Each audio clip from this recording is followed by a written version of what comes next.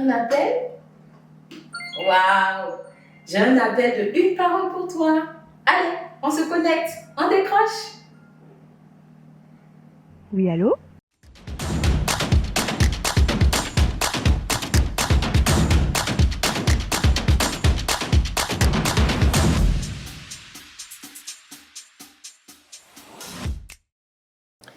Je ne reviendrai pas sur ma décision.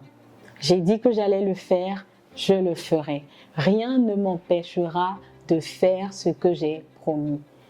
Ces phrases vous disent quelque chose? Eh bien moi, ça me parle tellement parce que avant, j'étais beaucoup inflexible. Avant, c'était très difficile de me faire prendre une autre décision. Avant, c'était très difficile de me faire voir les choses sous un autre angle.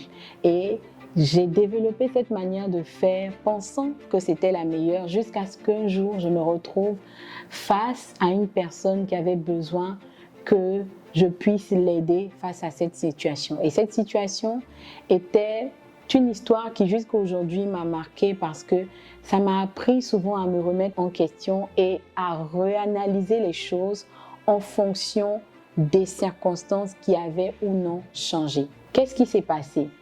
Je parlais avec une sœur qui était dans une relation depuis quelques années et la relation était en train de lui prendre du temps, mais elle ne s'en rendait pas compte. Elle ne se rendait pas compte qu'elle avait déjà fait 2 ans sans qu'il n'y ait de l'aboutissement. Et dans cette situation, il y avait beaucoup de choses qui changeaient. Un frère qui ne connaissait pas le Seigneur, mais la sœur l'aimait et elle s'entêtait. Elle continuait à croire et à espérer que quelque chose de bon pouvait sortir de la relation en question. Et lorsque nous nous sommes revus pour en parler, 10 ans étaient passés. Oui, 10 ans étaient passés alors que rien n'avait changé. Aucune dot, aucun cococo, aucun changement du frère, aucune proposition de mariage, 10 ans de sa vie sans qu'elle n'ait pu revenir en arrière, 10 ans de perdu sans qu'elle n'ait pu accomplir quelque chose. Ce que je retiens de ça, c'est que souvent il faut apprécier le changement des situations et décider de faire autrement que ce qu'on avait planifié. C'est de la sagesse de se remettre en question. C'est de la sagesse de faire les choses suivant un plan différent que celui qu'on avait prévu. L'entêtement est un manque de sagesse. L'inflexibilité est un manque de sagesse. Proverbe chapitre 1. Car la résistance des stupides les tue.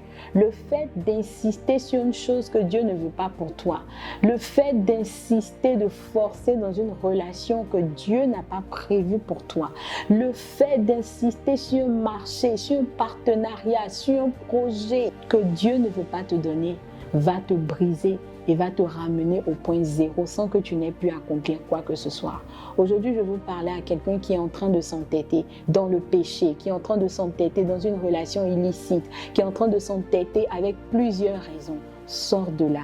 N'attends pas qu'il soit trop tard. N'attends pas que les regrets se pointent. N'attends pas qu'on ne puisse plus changer quoi que ce soit pour toi. Si tu as l'opportunité de faire demi-tour, fais-le. Si tu as l'opportunité de changer ce que tu avais établi dès le départ, fais-le. Parce que c'est aussi de la sagesse d'écouter les conseils. C'est aussi de la sagesse de faire différemment qu'on avait prévu.